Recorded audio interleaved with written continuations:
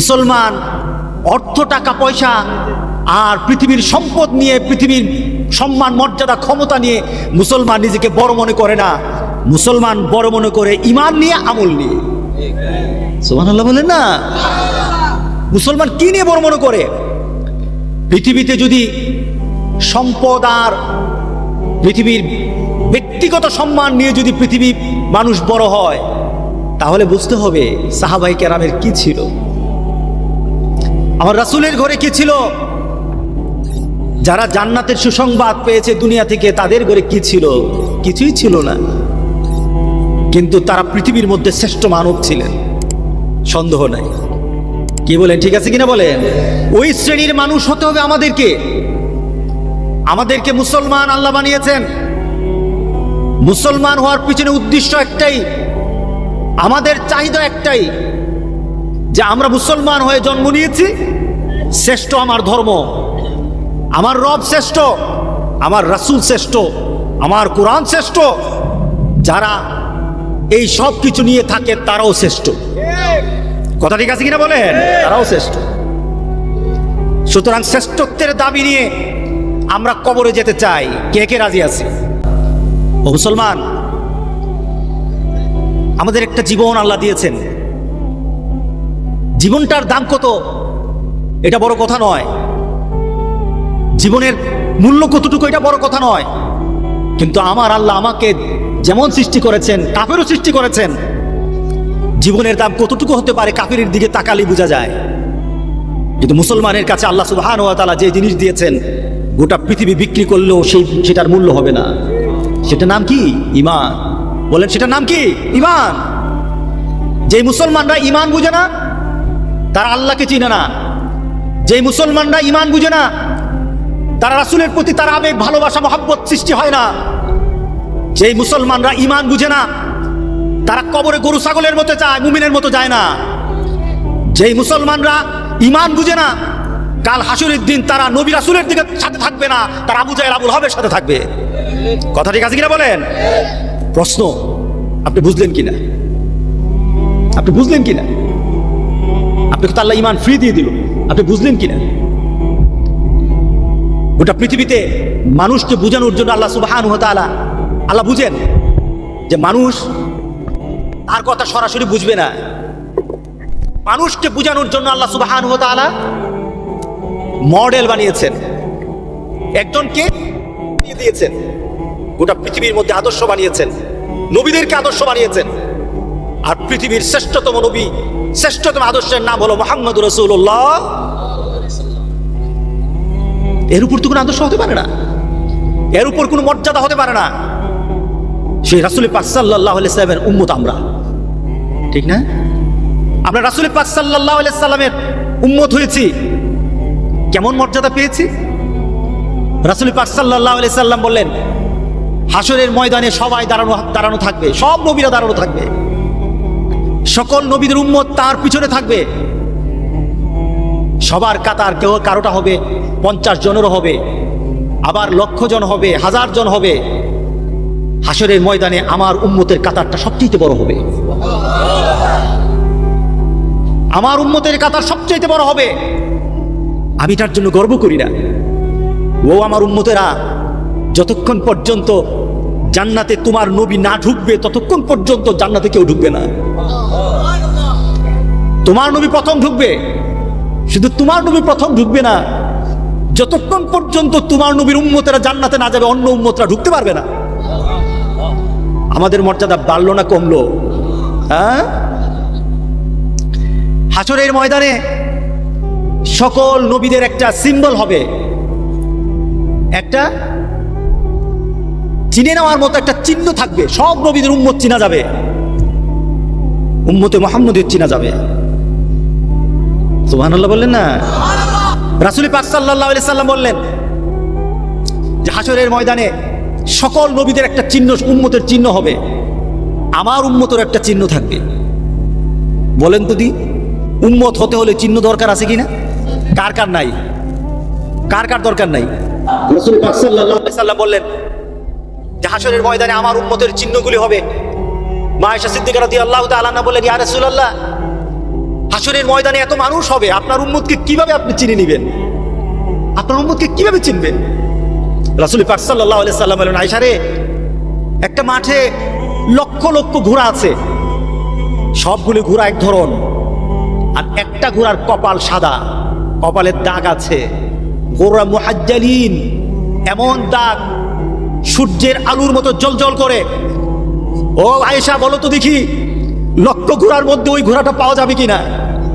আয়েশা রে, হাসরের ময়দানে সব উম্মত দাঁড়ানো থাকবে, সবাই দাঁড়ানো থাকবে, আমার উম্মতেরও দাঁড়ানো থাকবে, কিন্তু আমার উম্মতগুলির চেহারাগুলির মধ্যে আকাশের সূর্যের মতো আলো দিতে থাকবে, নূর জ্বলতে থাকবে, আর হাতগুলি নূর জ্বলবে। যে দুনিয়া থেকে নূর নিয়েছে ওই জায়গায় পর্যন্ত নূর নূর জ্বলতে থাকবে। এত আস্তে সুবহানাল্লাহ বললেন।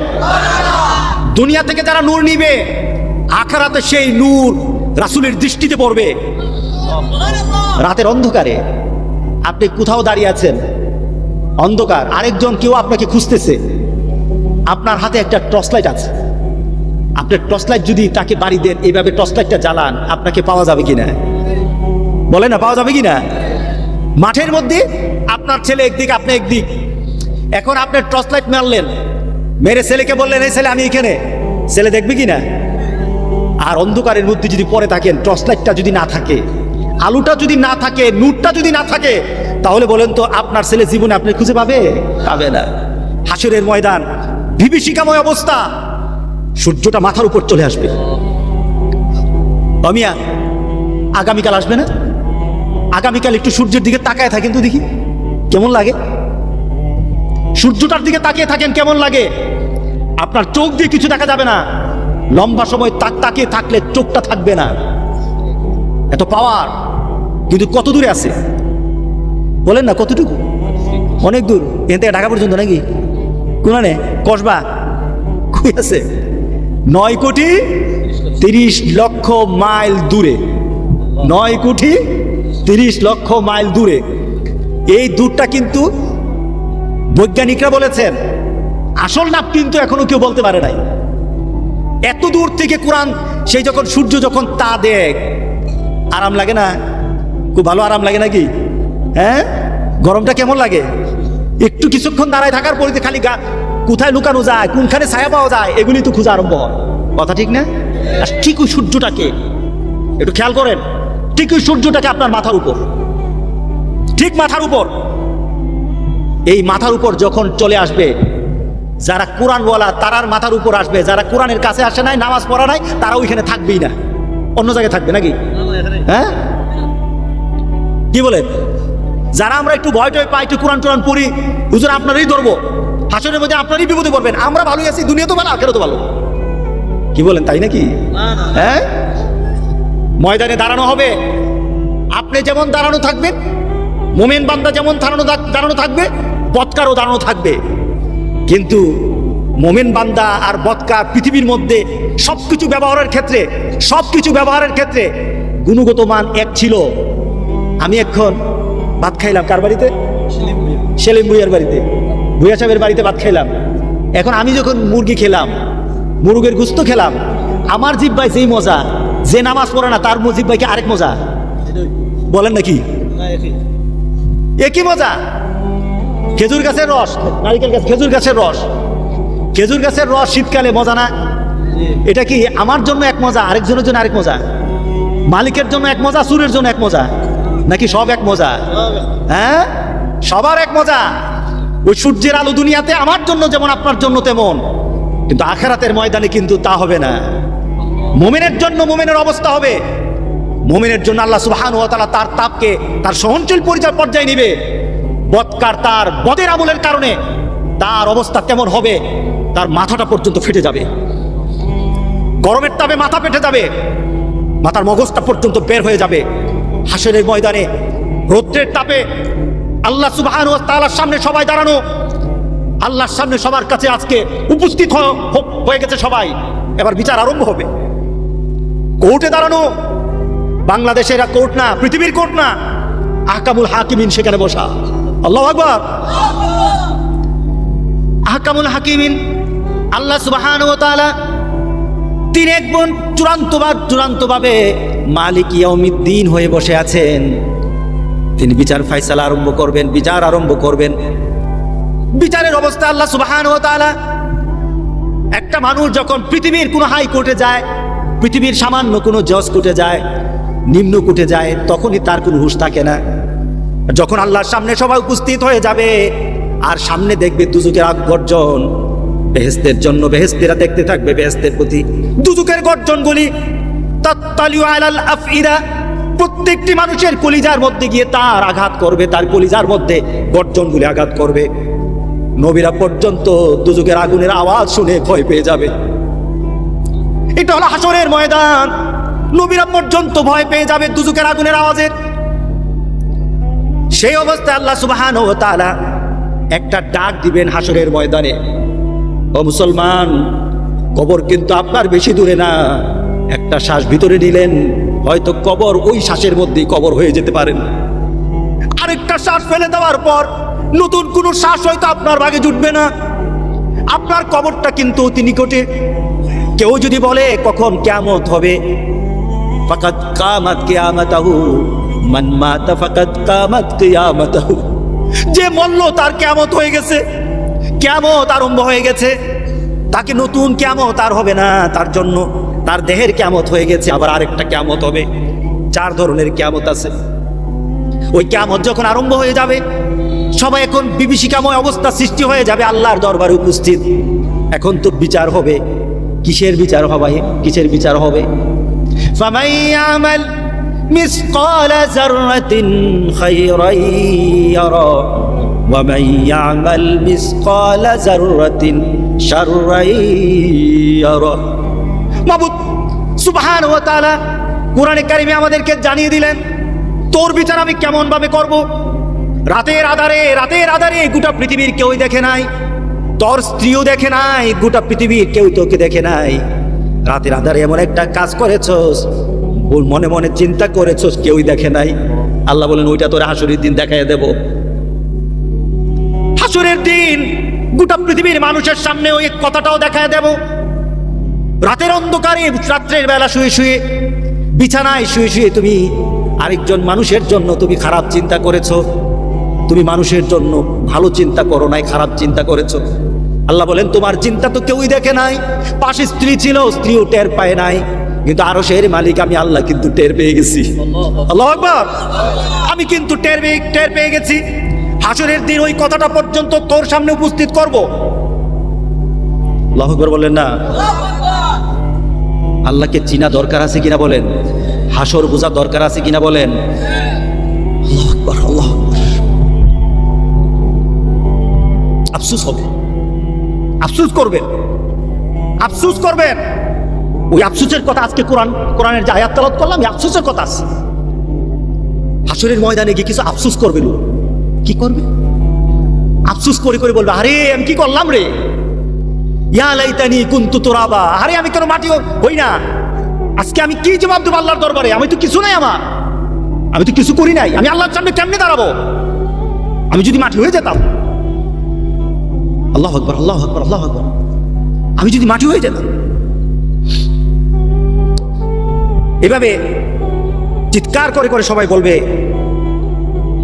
যে আমি যদি মাটি হয়ে যেতাম। আবার কেউ বলবে কাদ্দামতু লি হায়াতি, নিজের আমলনামা দেখবে, নিজের জীবনটা দেখবে। আমি যে বললাম নূর নাই, তার সাথে নূর নাই, তার সাথে নূর নাই। এখন নূর সারা কবরে গেছে, নূর সারা হাসরে দাঁড়াইছে। এখন হাসরের ময়দানে দেখে নিজের মধ্যে নূর নাই। এখন আল্লাহর সামনে কেমনে দাঁড়াবো? প্রস্তাব তো নাই। আল্লাহ তো আমার দিকে তাকাবে না, রাসূল তো তাকাবে না। যে রাসূল পাক সাল্লাল্লাহু আলাইহি সাল্লাম বলেছেন, সব উম্মতের একটা সিম্বল হবে, একটা চিহ্ন হবে। আমার উম্মতের সিম্বল হবে, একটা চিহ্ন হবে। সেটা হবে তার চেহারাটা সূর্যের আলোর মতো জ্বলজ্বল করতে থাকবে। কালো চেহারা থাকবে না, কালো চেহারা থাকবে না। এত সুন্দর চেহারা হবে, আকাশ সূর্য পর্যন্ত ম্লান হয়ে যাবে। মা আয়েশাকে বললেন, আয়েশা রে, আমি আমার উম্মতকে চিনে নেব। তাদের চেহারাগুলি যখন জ্বলজ্বল করতে থাকবে, তখনই চিনে নেব তারা আমার উম্মত। এত আস্তে সুবহানাল্লাহ বলেন। এটা সুবহানাল্লাহ বলে কে খুশি হয়? আর যত মিছিল মিটিং করতেছেন, কে খুশি হবে? নেতা খুশি হবে। কেন কেউ খুশি হবে? রাগ করবেন না, কোন নেগেটিভ সেন্সে বলতেছি না। আপনার নেতা আপনার প্রতি খুশি হবে, যে কোনো ধরনের নেতা খুশি হবে। এই খুশিটা আপনি কি পাবেন বলেন তো? আর আল্লাহরে যদি খুশি করতে পারে কি পাবেন বলেন তো দেখি? সুবহানাল্লাহ বলেন না? এই জবানের মধ্যে যত, রাসূল পাক সাল্লাল্লাহু আলাইহি সাল্লাম বলেছেন সুবহানাল্লাহি ওয়াল হামদুলিল্লাহি ওয়া লা ইলাহা ইল্লাল্লাহ আল্লাহু আকবার, যে এই তাসবিহগুলি জপবে আর তাসবিহর সাথে সাথে জান্নাতে তার জন্য একটা গাছ লাগানো হবে। এত আস্তে সুবহানাল্লাহ, জোরে বলেন সুবহানাল্লাহ। আচ্ছা, জান্নাতের গাছগুলি ছোট না বড়? কত বড়? হ্যাঁ, জান্নাতের একটা গাছ এত বড় হবে, এক একটা গাছ, যে একটা গাছের ছায়া এত বিশাল হবে, ছায়াটা, গাছের ছায়াটা, বট গাছের ছায়া আছে না, বিভিন্ন গাছের ছায়া আছে না, ছায়াটা এত বড় হবে। একটা ঘোড়াকে যদি ছায়ার এক প্রান্ত থেকে আরেক প্রান্ত পর্যন্ত ছেড়ে দেওয়া হয়, ঘোড়াটা চলতে আরম্ভ করবে। ওই ঘোড়াটা 100 বছর পার হয়ে যাবে, গাছটার ছায়া শেষ করতে পারবে না। এত আস্তে সুবহানাল্লাহ। মান্দার গাছ পালি তো একটু বেশি সুবহানাল্লাহ করবেন। যদি করো মান্দার গাছ দেবো, এখন যদি কইতাম সবাই সুবহানাল্লাহ করবেন, বাড়ি গিয়ে দেখবেন মান্দার গাছ আছে, তখন জুড়ে সুবহানাল্লাহ কইতেন। আমি কইতেছি জান্নাতে এত বড় একটা গাছ পাওয়া যাবে, তবু সুবহানাল্লাহ বুক দিয়ে পারো না। আসল কথা হচ্ছে বিশ্বাসই করা হয় না, বিশ্বাসই করতেছেন এত বড় গাছ কইতে পারে কিনা। কি বলেন?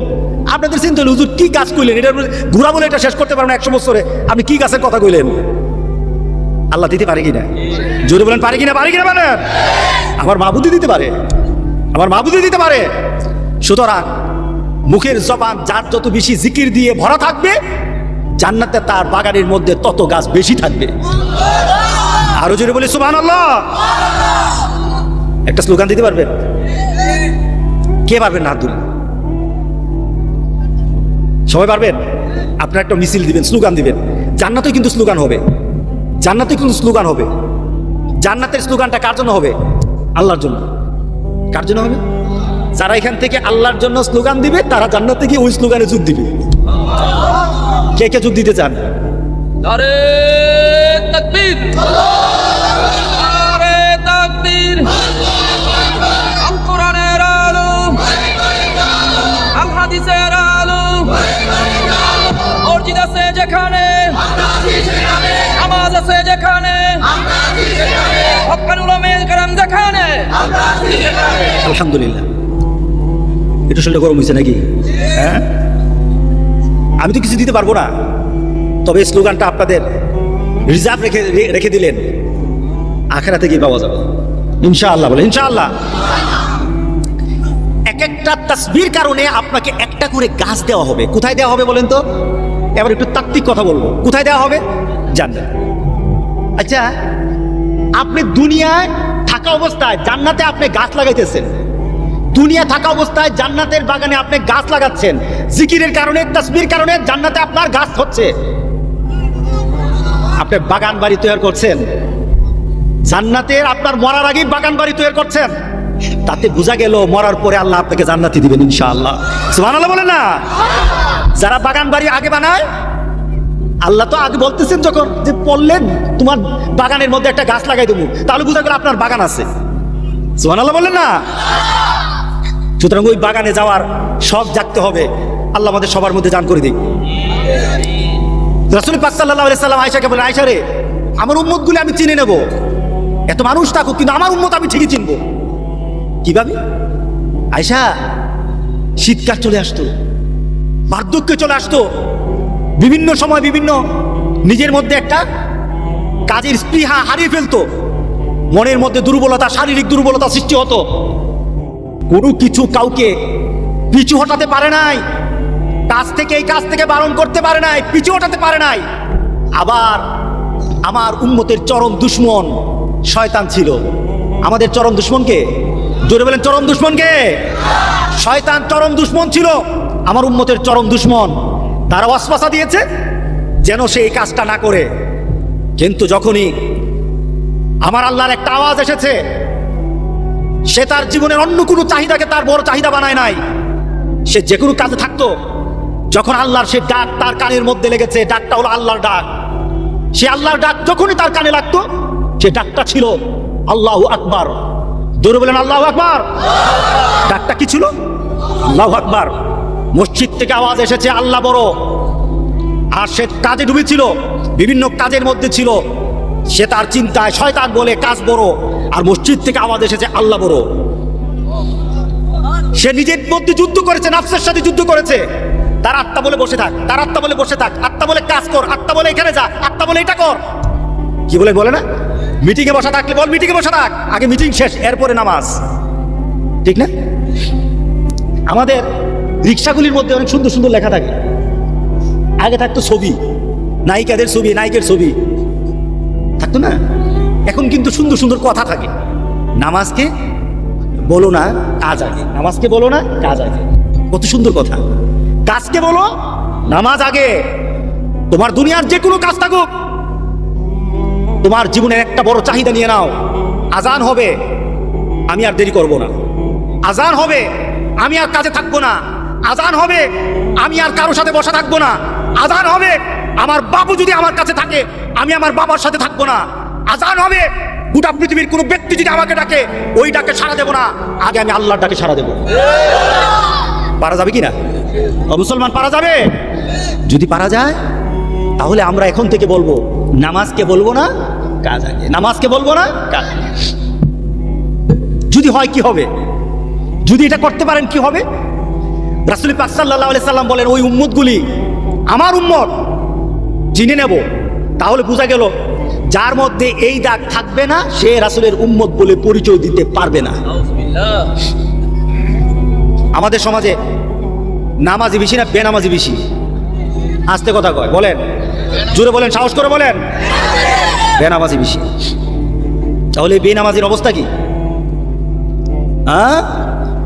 তুমি যতই আশিকে রাসূল হও, আশিকে রাসূল, মাশুকে এলাহি, আশিকে পান্দান, সিয়ায়ে দান্দান, কত সমাজের কত আশিকিরা আছে। এই আশিকি দিয়ে কাজ হবে না। তুমি যদি রাসূলের উম্মত বলে পরিচয় দিতে চাও, তোমাকে মসজিদে 5 ওয়াক্ত হাজিরা দিতে হবে। কথা ঠিক আছে কিনা বলেন? যারা দেয় না, আমার দৃষ্টিতে আপনার দৃষ্টিতে যত বড় উঁচামরুক আমার সমাজে, আখেরাতে তারা ফকির, মিসকিন, তারা গরিব, তারা তারা তারা লানত প্রাপ্ত, এর থেকে আর কিছু না। কথা ঠিক আছে কিনা বলেন? যত বড় কিছু, যত বড় কিছু। মুসলমান, আজকে বুঝতে হবে আমি কি আমাকে বাঁচাতে পারবো কিনা, আমি কি আমার রাসূলের সাথে সম্পর্ক করাতে পারবো কিনা। যদি পারতে হয়, নামাজ লাগবে কিনা? জোরে বলে নামাজ লাগবে। মা আয়েশা সিদ্দিকা রাদিয়াল্লাহু তাআলা আনহাকে রাসূল বললেন, যারা উযু করেছে, উযু করার সময় কি দিতে হয় বলেন? কি দিতে হয় উযু করতে? ধরুন উযুর অবস্থা ধরুন, এখানে তো 90 জন ভাইয়া যাবেন উযু ধরলে। উযু আর মাহফিলে, আপনার মাহফিলে আর আমু না। আপনি একটা টেরা মানুষ, উযু যেমনি মন্দির আপনি আপনি কি হয়েছে উযু? হ্যাঁ, উযুতে কি করতে হয় বলেন? উযুর ফরজ কয়টা সবাই জানেন? জি না, জি না, সবাই জানেন না। যারা বলছে ওই যে সবগুলি চেহারা চিনি, সবগুলি নামাজির চেহারা, নামাজির চেহারাই আলাদা। সুবহানাল্লাহ বলেন। সীমাহুম ফি উজুহিম মিন আসারিস সুজুদ। যারা নামাজ পড়ে, একটা লোক অনেক ফর্সা, নামাজ পড়ে না, তার চেহারার মধ্যে ফর্সাও, কিন্তু তার চেহারার মধ্যে নূর নাই। কথা ঠিক আছে কিনা বলেন? আরেকটা চেহারা কালো, কিন্তু 5 ওয়াক্ত নামাজ পড়ে, চেহারার দিকে তাকায় দেখেন নূর আর নূর আছে তার মধ্যে, তার মধ্যে নূর আর নূর আছে। আপনি নামাজ পড়তে গিয়ে যখন উযু করলেন, মুখটা ধুইলেন, হাতটা ধুইলেন, রাসূল বলেন যারা শীতের রাত্রিতে আর উযু করতে গিয়ে হাতটা সুন্দর করে ধুয়ে নেয়, কাল হাসুরের দিন আল্লাহ এটাকে আর হাত রাখবে না, এটা নূর বানাই দিবে। ওই নূর আমরা চাই। আপনি আখিরাতে গিয়ে আল্লাহর সামনে কেমনে দাঁড়াবেন, রাসূলের সামনে কেমনে পরিচয় দিবেন?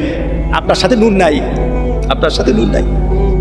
রাসূল পাক সাল্লাল্লাহু আলাইহি সাল্লামের সাথে আমরা যদি পরিচিত হতে হই, তাহলে নামাজ লাগবে।